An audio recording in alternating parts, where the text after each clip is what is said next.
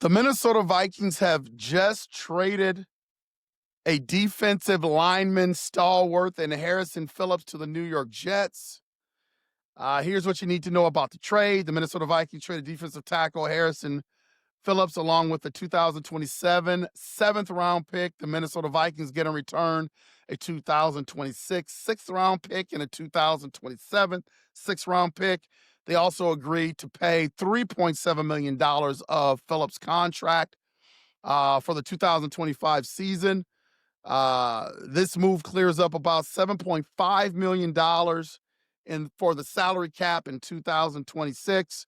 Really surprising. I don't mind the move, but it's definitely a surprising move when you know how well liked Harrison Phillips is, and he still was productive for the Minnesota Vikings. He was an Iron Man, played in every game for the Minnesota Vikings and the playoff game for the past 3 years. So you talk about reliability. A guy was never hurt, and if he was hurt, he played hurt. But bringing in guys like Jonathan Allen, Javon Hargrave, and the rest of the front seven that the Minnesota Vikings have formed with this football team, it just made Harrison Phillips a little bit more accessible. So he is gone with the Jets. It shows you that the Minnesota Vikings are serious about making moves.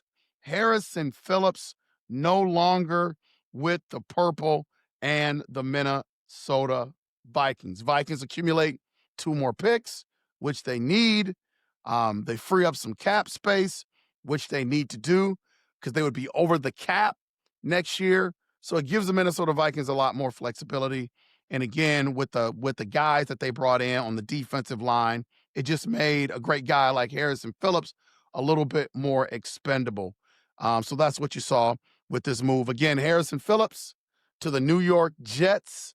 The Minnesota Vikings give up a 7th round pick, and the Jets send back a 2026 6th round pick and a 2027 7th round pick.